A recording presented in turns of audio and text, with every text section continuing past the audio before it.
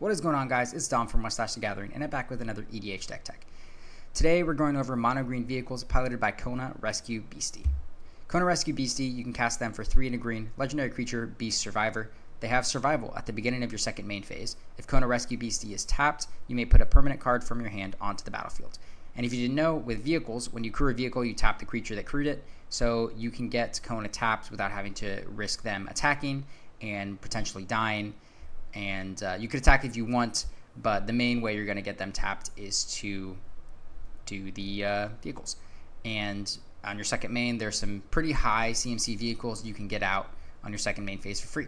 So let's get on to the nitty gritty. What are the fun vehicles we're going to play in this deck? Well, we're going to play cards like Eska's Chariot for 3 and a green. When it enters, you create 2 green cat creature tokens.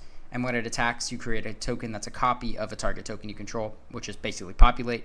So it's for crew 4 for a 4/4. Whenever you attack, you get another cat. And the cats are going to be pretty good to crew your other vehicles, as well as just having some blockers on the board.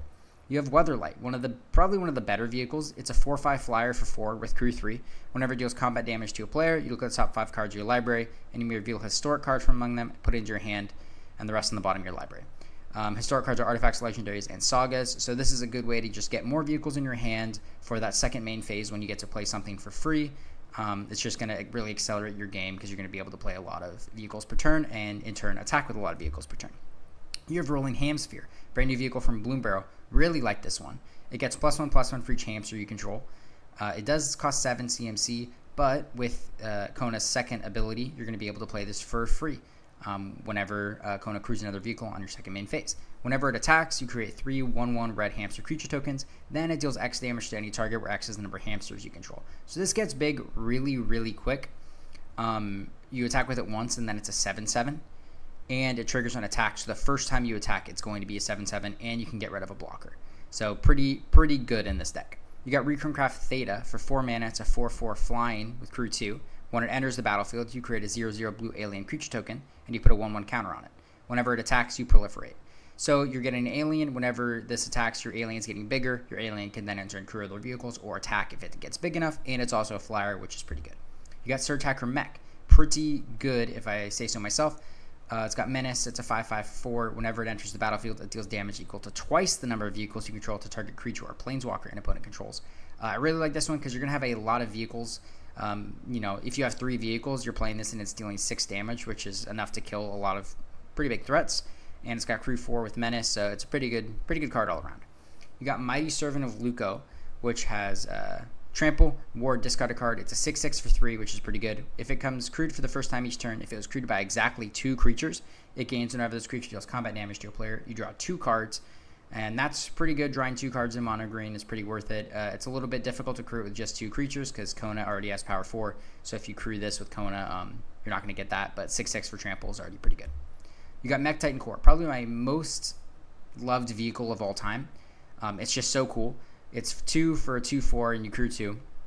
You can pay 5 and exile it, and 4 other artifact creatures and/or vehicles you control. You create Mech Titan, a legendary 10/10 artifact construct. It's all colors. It has Flying, Vigilance, Trample, Lifelink, and Haste. And when Mech Titan leaves the battlefield, all of those exiled vehicles come back. So there's pretty low downside, and you're getting this really, really big beater that if you're low on health, I've had games where this just puts me right back in the game because you're attacking, they lose 10, you gain 10 is pretty incredible.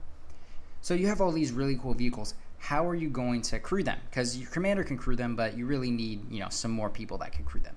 So you get it with cards like Relic Golem. 3 mana for a 6/6. It can attack or block unless an opponent has 8 or more cards in their graveyard, but you don't really care about this attacking or blocking. You just want this to crew your vehicles, and then your vehicles are going to attack for you or block for you. So this is pretty good. 3 for 6/6. Same thing with Lupine Prototype. 2 for a 5/5. It can't attack or block unless the opponent has no cards in hand. That might happen, sure. You don't care about that. You just want it to crew. You got Shambling Suit. 3 for a star 3. Its power is equal to the number of artifacts and enchantments you control. You're going to have a lot of artifacts on your board. You're going to have 3 vehicles. You're going to have a couple artifact creatures. So this is going to be a 5/3 for 3. Pretty good value. Use it to crew. You can also attack with it. Pretty good. You got Pernicious Hammerskull. Probably my favorite on this list. For 2 and a green, you get a 6/6. If it attacks while you don't control any other dinosaurs, you put a stun counter on it. So there is the option to attack with this creature if you need the 6/6 to attack, or you could just use it to crew your vehicles and it untaps regularly. Cautious Survivor, another one of these creatures with the survival ability. This one's not as good as your commander. You gain 2 life if it's tapped on your second main, but it's on theme and I like it. Same thing with House Cartographer, except this one is a little bit better. It's only 2 mana and 2 CMC, 2 power.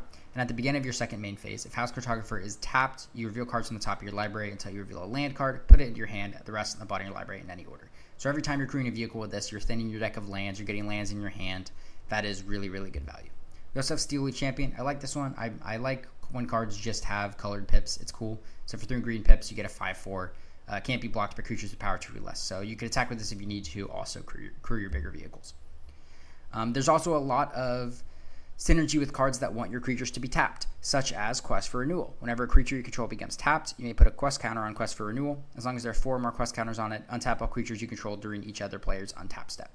So this is pretty good. It's like I don't remember the name of that card off the top of my head, but you untap your creatures, everybody else's untapped step.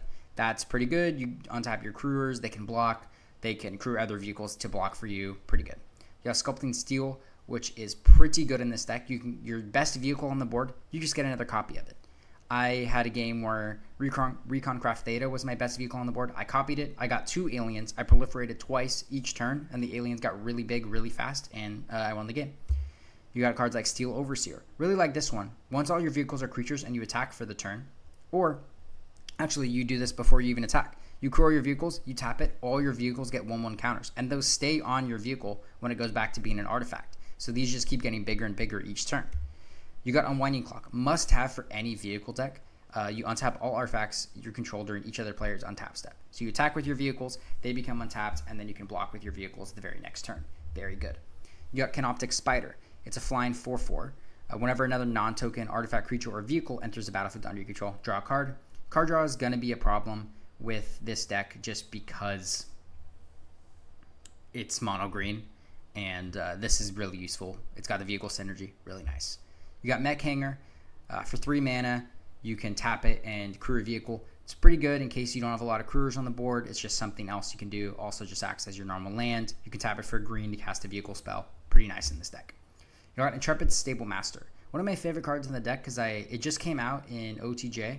I guess OTJ was a couple months ago now, but came out pretty recently. You tap it for a green, or you can tap it and add 2 mana of any one color and spend it to cast a mount or vehicle spell, in this case a vehicle. So pretty good. Tap it for 2, cast a vehicle. I like it. You got some other cards in this deck that, because you're mono green, this helps out a lot. For 5 mana, you play Throne of Eldraine, you choose green. It can tap for 4, or you can pay 3 and tap it to draw 2 cards. Once again, mono green has awful card draw. This will smooth out your draws and also acts just as a good ramp spell in general. You have Toski, Bearer of Secrets. Really good card in this deck. Whenever a creature you control deals combat damage to a player, you draw a card. Once again, card draw is kind of a problem, so adding this in every time your vehicle hits somebody, you're drawing a card. Really, really good. Really, really nice in a combat-based deck. You got Endless Atlas. Pay 2, tap it, draw a card.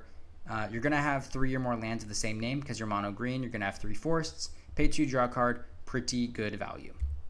You got cards like Azuri's Predation. Probably, I would say, one of the only good mono green board wipes. There are not a lot of good creature-based board wipes that care about all creatures and not just creatures with flying. This one won't get a big creatures. You get a 4/4 beast for each creature your opponents control, and then they fight each other. So it clears all the little guys, and whatever's left, you have to crew your vehicles and attack next turn. Love this card. So that is it for the entire deck tech. That is Kona Rescue BC Mono Green Vehicles. I really love the idea of playing a vehicle deck in mono green because it's not something that people expect, because mono green is not really known for artifact synergy or things like that. When you think of vehicles, you kind of think of white and blue, and honestly, that's kind of it.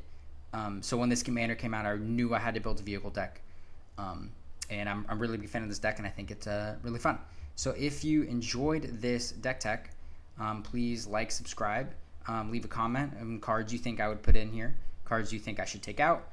The full deck list will be in the description, so if you have any card recommendations, make sure you look at that deck list before you make any comments to make sure the card isn't already in there. And yeah, stick around if you like more. Peace out.